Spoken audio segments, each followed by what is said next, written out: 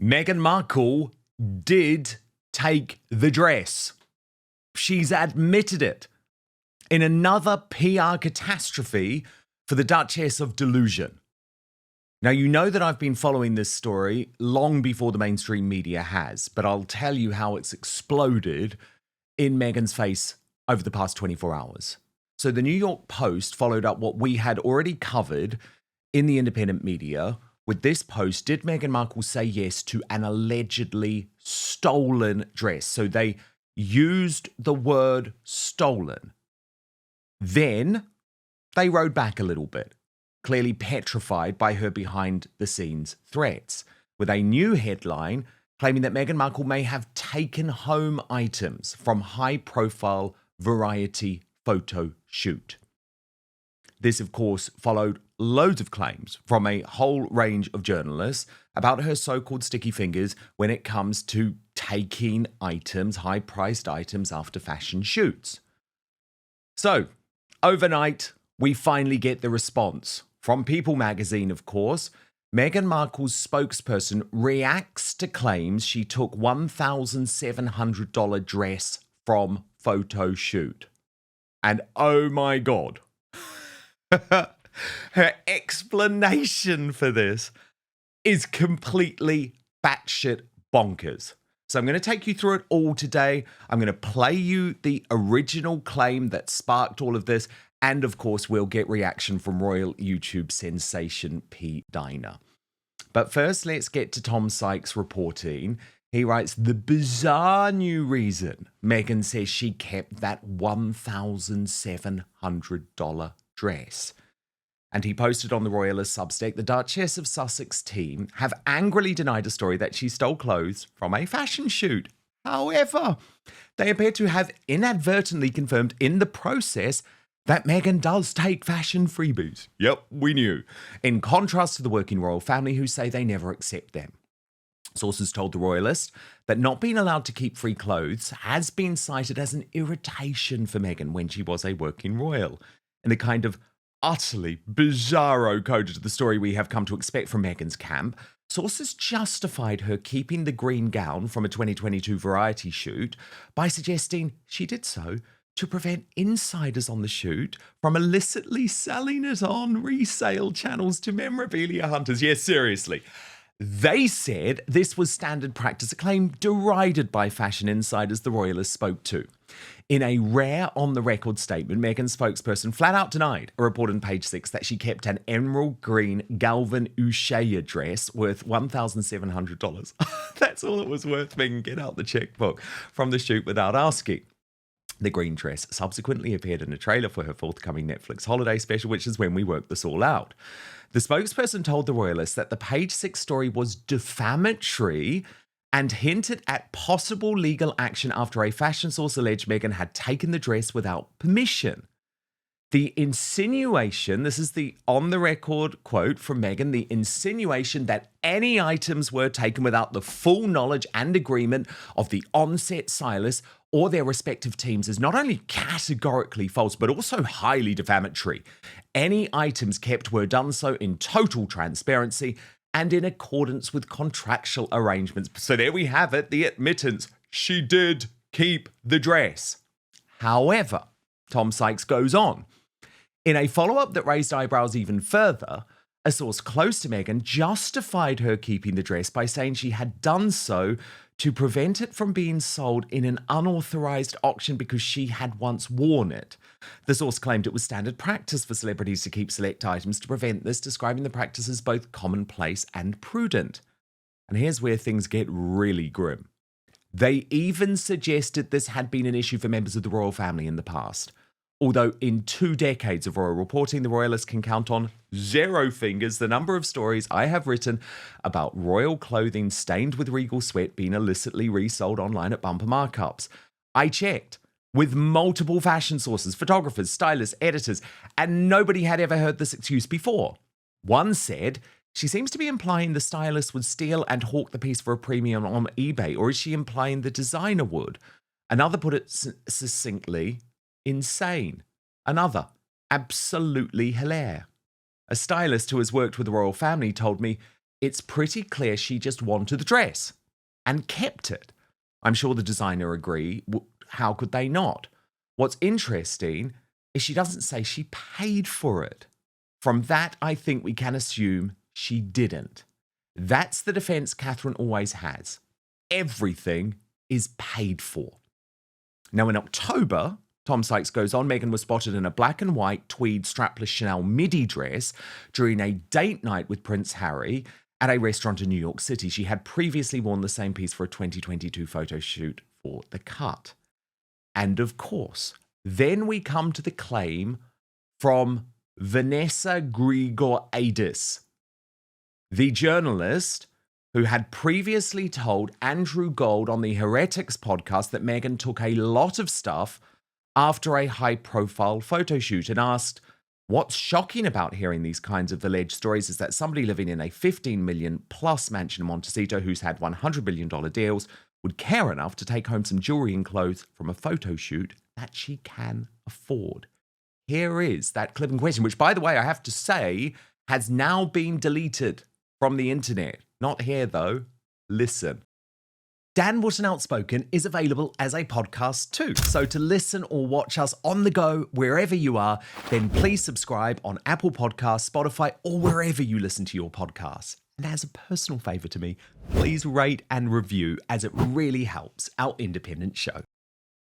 Tom Bauer reported that at a Reitman's shoot, Meghan was doing the shoot and everything was fine. At the photo shoots, the celebrities or the important person is never supposed to take the clothes that they're actually wearing in the shoot home. Right? Those clothes are being lent by top designers of the world, perhaps jewelry. Jewelry is incredibly expensive, right? The kind of jewelry that celebrities wear on the red carpet is, hundreds of thousands of dollars. And he reported that Meghan, at the end of that shoot, the crew that was there was sort of surprised because she had some high-heeled shoes on that no longer seemed to be in the room for the shoot, right? Like generally what happens in one of these photo shoots is the stylist brings all sorts of options, like, 20 different pairs of shoes, and they put them all on a table, on like just a regular sort of picnic style table. They put all the jewelry out, not the really, really expensive, but if you're wearing some costume stuff, and the handbags, maybe they've got 10 different handbags, 10 different dresses are hung up in little racks, and the handbags are all displayed on these picnic table style, tables. And then at the end of the shoot, everything is supposed to be returned because then it's all packaged up and it's messengered back to the designers, right? And he reported that at this shoot, a pair of shoes did not return. And I have since heard in a more recent photo shoot of Meghan's, there was also a lot of stuff that was not returned after Meghan wore it in a very high profile photo shoot. So, P-Dina, there have now been multiple reports about Meghan taking this high-priced designer clothing, maybe with permission, but certainly not paying for it. Multiple reports. And she's doubled down with this threat against the New York Post, which actually I think confirms the story, because she's admitting she did take the dress, isn't she? Absolutely. And I think when you look at Meghan's history and how she has just shown herself in general around products, clothing that is gifted or given to her to use, she's not very transparent with it. I think she has this entitlement complex. No, I think she does. She absolutely does have this entitlement complex where she feels that she can just take it because it was used for her. She can just now have it, because we have to remember when she was in the royal family and how she had the most expensive clothing that was used for Meghan that she got through the royal family was astronomical. She spent so much money on clothing, more than any other royal. This was back in, I think, 2018. So Meghan has this, I think, mindset that she can take things because she has elevated her mind where she feels that she deserves it and she can just take it and not have to show any accountability for it. And it's embarrassing, that you are now having these speaking points around you and merchandise and clothing that you have stolen it. I mean, what kind of person even has that attached to them if there wasn't something there already? This is absolutely down Megan's road of what she does. We see that this is her MO. It's embarrassing that she has even people talking about her even doing this, but we know it's something that she would do. Absolutely. And P-Dina, I mean, once again, a PR 101 fail, but I think it's a fail because she can't actually say it, given it's not true. Because surely the very obvious statement to make here would have been, I bought the dress. I like the dress. I paid for the dress. The dress is now my dress. But this is not a woman who ever puts into her pocket. This is a woman who we hear all the time takes on new friendships so she can get a free mansion or a free trip on a private jet. But the point is, there was a very simple way to deal with this. I paid for the dress. And that was not said. So yes, there was the legal threat, but she never actually said I paid for the dress. She admitted taking the dress. And that's what happens usually, I think, with Meghan. You get all these explanations and excuses. They try to worm their way out of, what was said, what was meant, what they thought.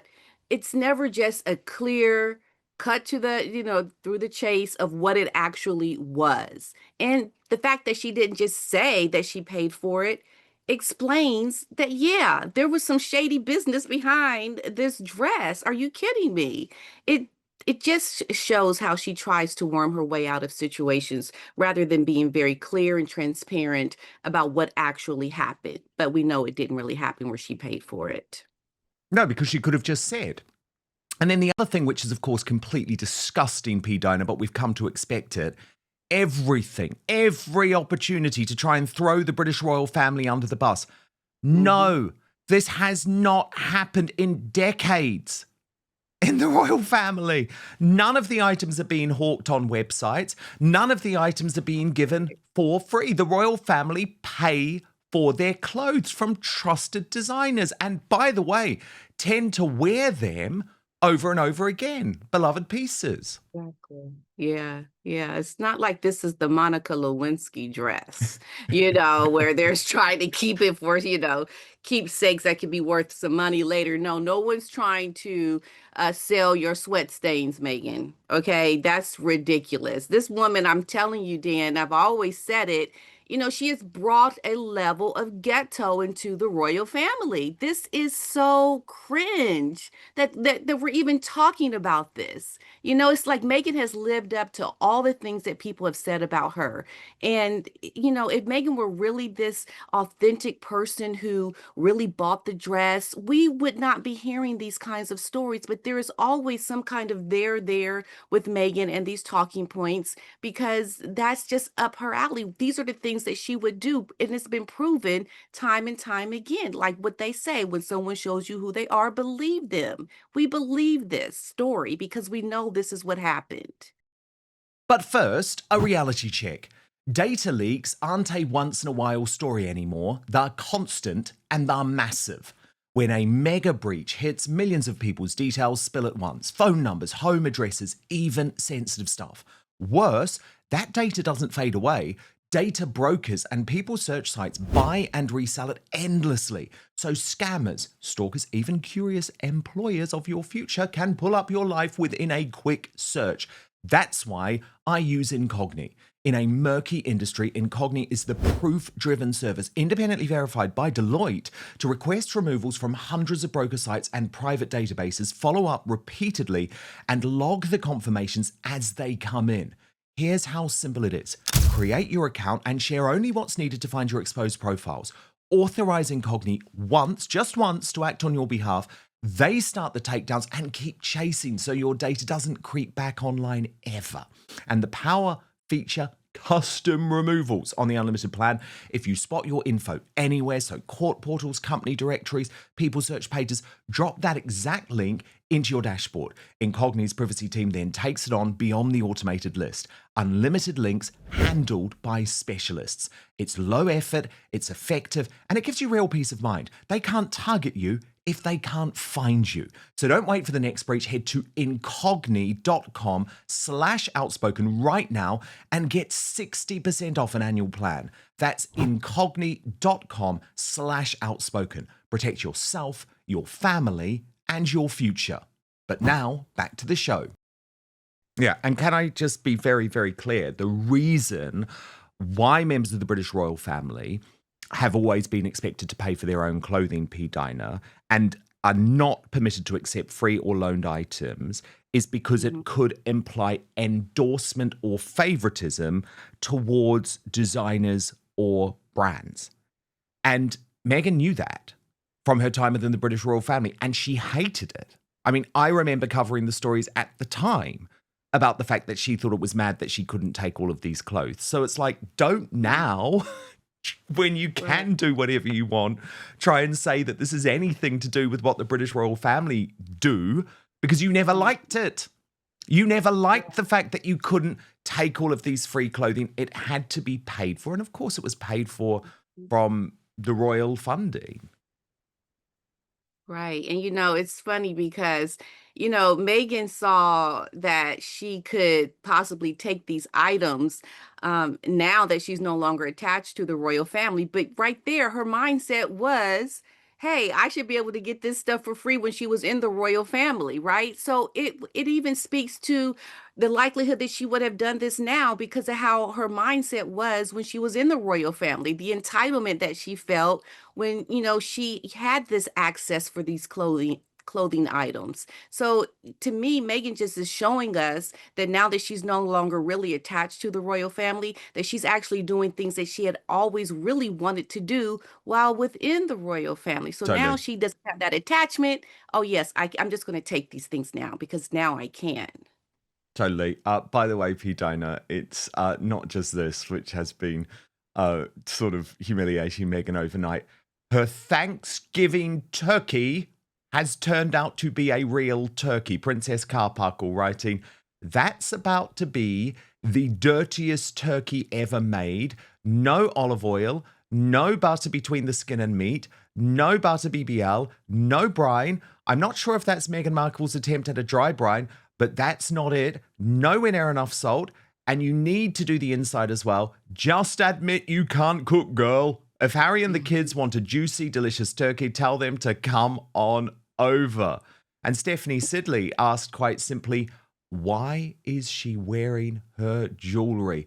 I mean, P-Dina, she's trying so hard, isn't she, with this new social media now that she doesn't have the big Netflix crew. But seriously, I know nothing about cooking, but I was like, that is like such an unappetizing turkey, Meghan. Like, you've mucked it again. Yeah, it doesn't look like it's going to have much juice. I mean, it seems very dry. I mean, absolutely, just not even putting enough. Like, we know how to make turkeys, at least I do, right? And she is not putting enough of the essential ingredients to make it look appetizing. Yeah, I wouldn't want to have any of that turkey because I don't think it looks appealing at all.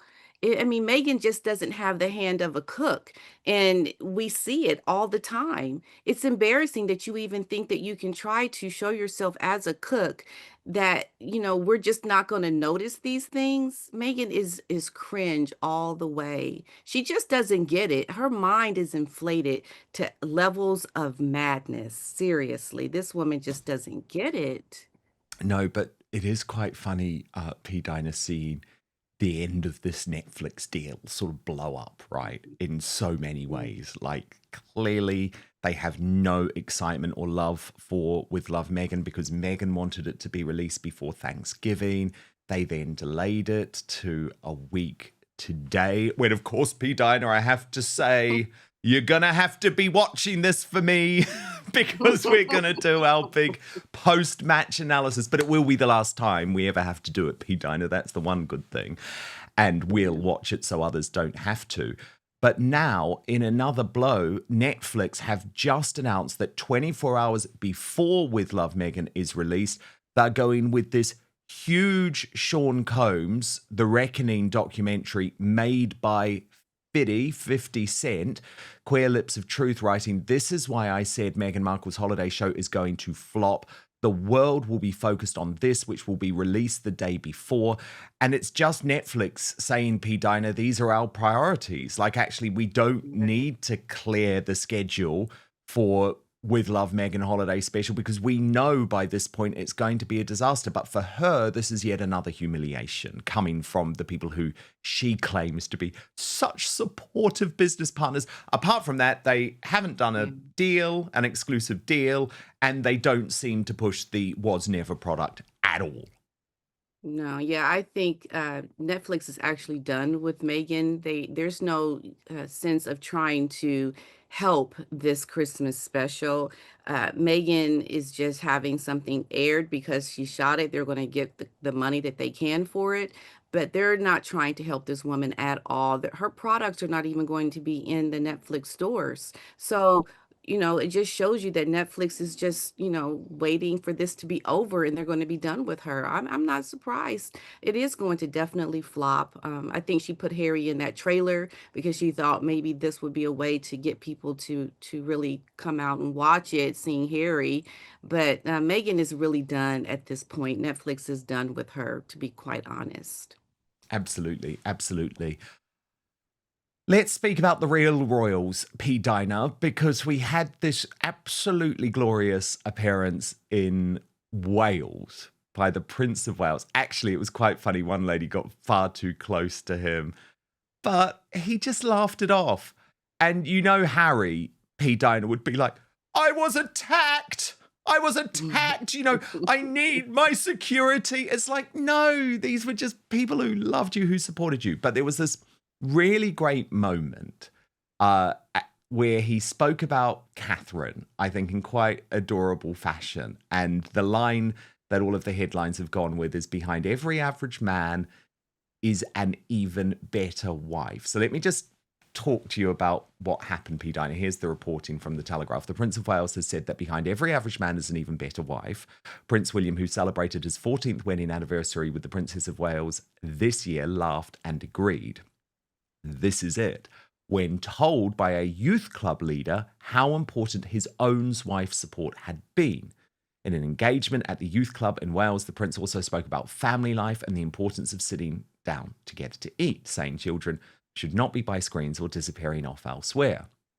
So Scott Jenkinson, the founder of Youth Sheds, walked the Prince through different weekly group activities at the space, including cooking, gaming, podcasting, and 3D printing. And he then spoke to Mr. Jenkinson and his wife, Sian, about the importance of having a strong supporting figure by your side. Were you there with Scott when he turned his life around? He asked Sian after hearing of Scott's previous challenges with homelessness and addiction. He has done well to turn his life around. Sian replied, he really has. Scott said, with my wife behind me, you know that. And then William nodded and replied, this is it.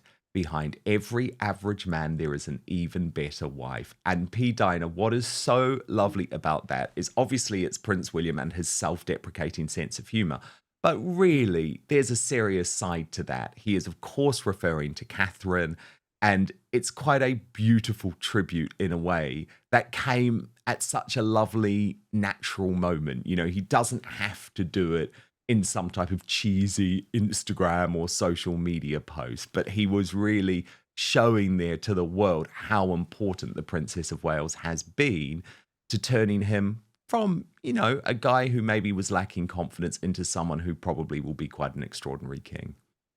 Yeah, absolutely. I think Catherine has definitely elevated William to being someone that is going to be even greater because he has such a supportive wife behind him, a loving wife, someone that the people love her. We can relate to her. She shows up very authentic when she goes to meet people. I love how when they introduce themselves to people, they say, "Hi, I'm Catherine, I'm William." There's no pretentious behavior, and people really appreciate that. And this is, and William even saying behind every average man. I mean, he's just an average man himself with an extraordinary, circumstance of being born into royalty.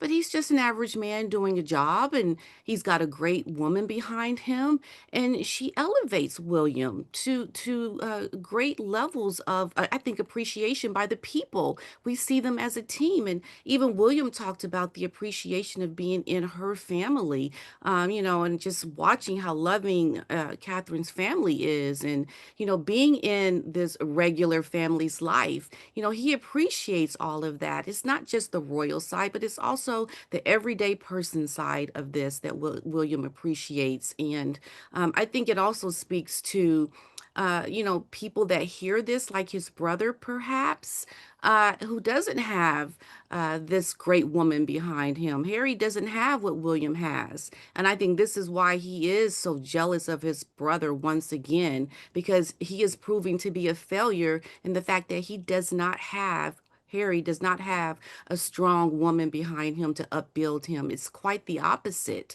And he has become deflated. And William has been built up and has become a very a stronger man. And his authority shines through in a loving way. And Catherine helps to do that for him. It's really lovely to see. It absolutely is. And of course, he does have that very close relationship with the Middleton family, Carol, Michael, Pippa, and even James Middleton too. And it has been such an important thing for him. You are very right to point that out, P-Dina. And look, do stand by. We're going to move over to Substack now for the Royal Uncancelled After Show, because there has been just a revolting new attack on Catherine, the Princess of Wales. It's coming from the Wicked Witches of the Daily Mail. We're going to respond at www.outspoken.live. Loads more royal news from P-Dina. This is the place, of course, if you do want to watch the Royal Uncancelled After Show in full every single weekday, twice the length of what you have just seen.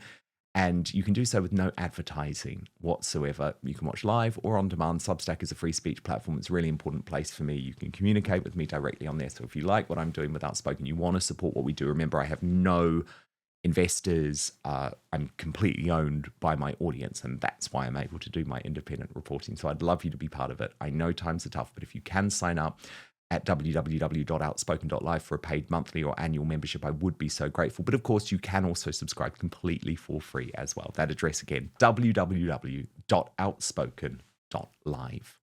Thank you so much for watching Dan Wootton Outspoken. Please click on my face just to the bottom left to subscribe to this brand new independent news source and turn on the notification bell so you'll be alerted to our brand new live shows, uncancelled interviews, and special royal episodes.